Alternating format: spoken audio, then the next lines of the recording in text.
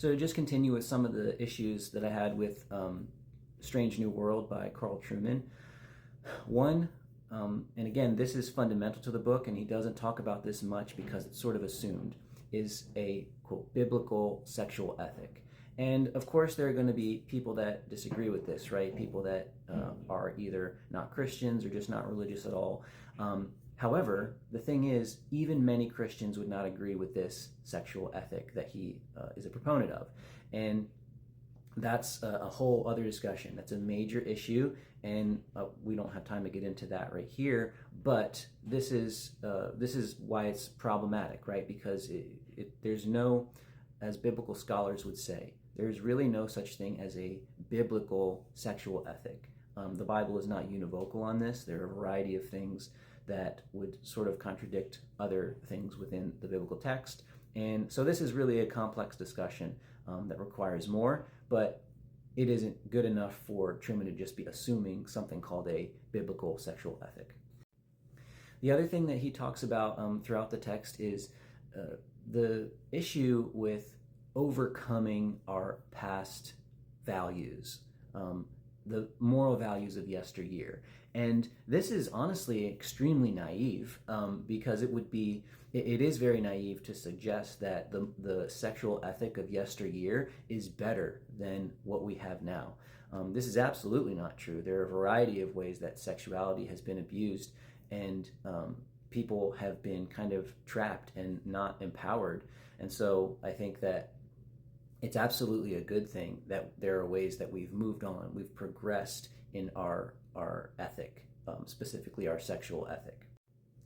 And really, to that point, the other thing is Trueman seems to be an advocate of not progressing very much on things like every aspect or most aspects of yesteryear are better. And again, this is naive. Their progress is necessary overall.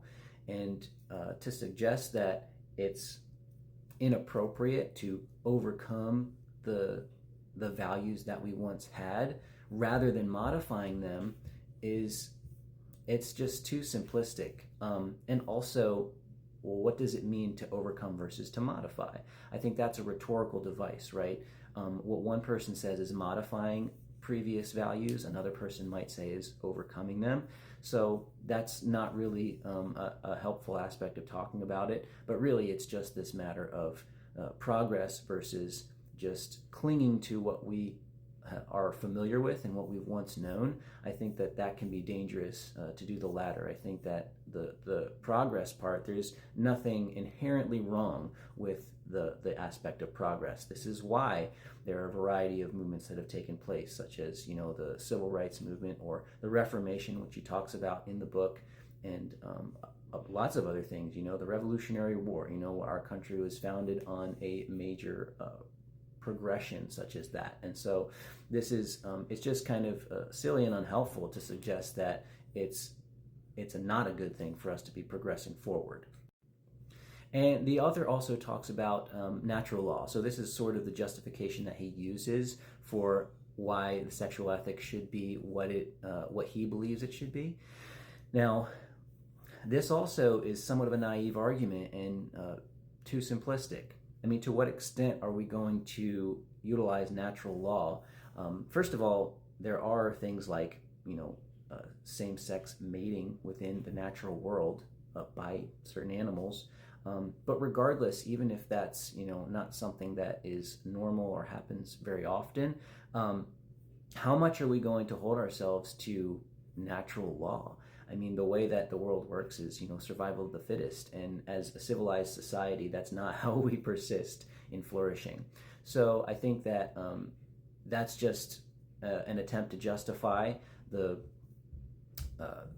ideas of really what would be divine command theory.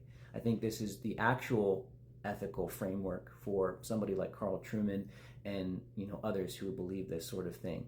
But then, of course, there are obvious philosophical problems with divine command theory. And so we don't have to get into that, but I just think that this appeal is really just disingenuous.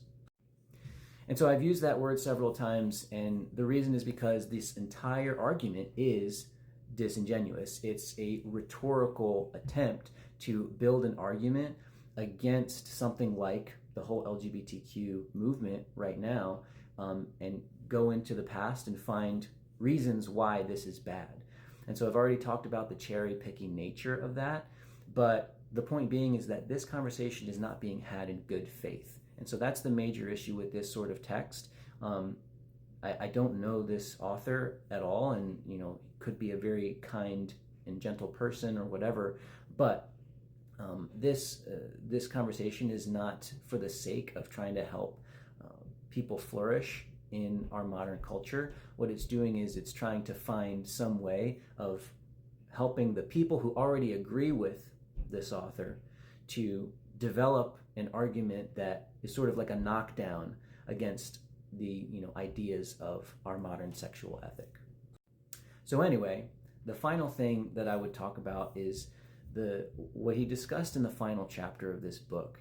And it was really, this is sort of the infuriating argument that a lot of people notice and have a problem with, which is what he did was he did this sort of gaslighty spin where he made out Christians to be the victims in our modern society. And as speaking as someone who comes out of Christian community, I just have to say that this is a ludicrous notion. The fact that Christians are the victims simply because they are, quote, persecuted for ideas that they just don't agree with the ideas of the modern sexual ethics or of the modern society. And because they don't agree with those things, therefore they are being persecuted because people just don't like what they think or say. That's absolutely not, it's not a valid idea at all. Christians have been in power for centuries, at least since, the late 4th century when Christianity became the religion of the state, of the empire. And of course, Christianity is, Christians are in power even now in our culture. And so this idea that, they are the victims is false. When part of the book is this author talking about how our modern sexual ethic makes out the LGBTQ community to be changing definitions and reorienting the idea of oppression to simply be words rather than, actions of some sort. And so they say that people like same-sex couples or whoever are claiming to be victims simply because of what people are saying about them. But forget about that. This whole community has actually been victims. They've actually been the victims of violence, physical violence, not just verbal violence. They've been oppressed in a variety of ways and criminalized. And so it's absolutely untrue to suggest that Christians are the ones who are victimized here. That's not the case. It's this community who is now actually gaining more rights within their community that is coming out of this victimization, and they are being less oppressed. And so that's a good thing. So it's really weird for him to make this argument at the end of his book that Christians are the ones who are being persecuted and who are the victims in this matter. So for all these reasons, this book is, it was kind of a tough read. I wanted to try to push myself and, just hear out this argument and engage with it as best as possible. So yeah, for whatever it's worth, like I said, he did explain some things very well, but overall, I just think there are a lot of underlying problematic issues with the argument and the rhetoric of it.